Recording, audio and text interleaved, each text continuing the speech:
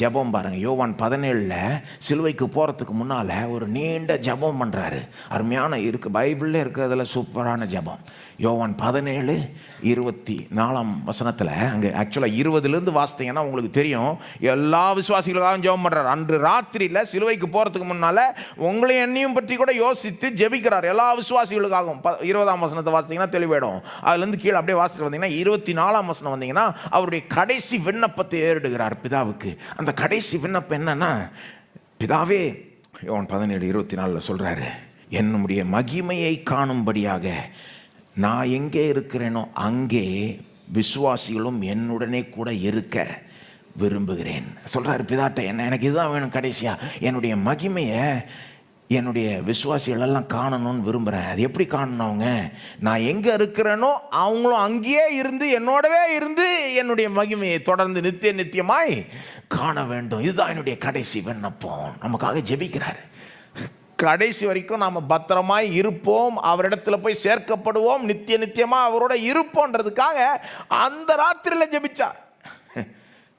நமக்கு ஜெபத்தின் மேல் நம்பிக்கை உண்டு இல்லையா?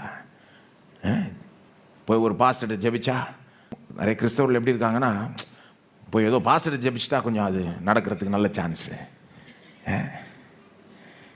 இயேசுவே ஜெபிச்சாருங்க. அன்னைக்கு ஜெபிச்சது மட்டும் இல்லை, தொடர்ந்து நமக்காக பரிந்து பேசுகிறார். ஆக்சுவலாக எபிரேயர் 7:25 சொல்லுது, அவர் வேண்டுதல் செய்யும்படிக்கு எப்பொழுதும் உயிரோடு இருக்கிறவராகையால் நம்மளை முற்றுமுடிய ரட்சிக்க வல்லவராக இருக்கிறார். அதாவது அவர் இயேசு எப்பவுமே உயிரோடு இருக்கிறார். என்ன பண்ணிட்டு இருக்காராம்? எப்பவுமே நமக்கு வேண்டுதல் செய்கிறாராம். அப்போ எப்பவுமே உயிரோடு இருந்து வேண்டுதல் செய்கிறதுனால நம்மளை கடைசி வரைக்கும் ரட்சிக்க அவர் வல்லவராய் இருக்கிறார். அப்போ பல விதத்தில் பைபிள் இந்த சத்தியத்தை போதிக்குது பாருங்க. இயேசுவே இன்னொரு இடத்துல சொல்றார், யோவான் 10 என்ன பாயிண்ட்னா, உன்னை கடைசி வரைக்கும் கொண்டு போய் சேர்ப்பேன், நீ பயப்படாது. யோவான் 10 27-29 என்ன சொல்றார்? என் ஆடுகள் என் சத்தத்திற்கு செவி கொடுக்கும். என் ஆடு எனக்கு தெரியுன்றாரு, கூப்பிட்டா வரும். என் சத்தம் அதுங்களுக்கு தெரியும்ட்டு 28 சொல்றார், நான் அவைகளுக்கு நித்திய ஜீவனை கொடுக்கிறேன், அவைகள் ஒரு காலம் கெட்டு போவது இல்லை, ஒருவனும் அவைகளை என் கையிலிருந்து பறித்து கொள்வதும் இல்லை. என் கையில் என் ஆடு இருக்கு.